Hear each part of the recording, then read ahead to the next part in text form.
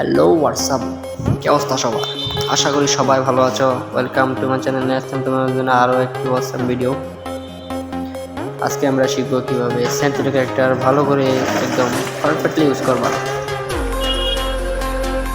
এবং কি এনিমিকে কীভাবে ঠাপাতে হয় মানে আচ্ছা সবাই স্কিপ করো, এটা সমস্যা নেই, বাধ্য।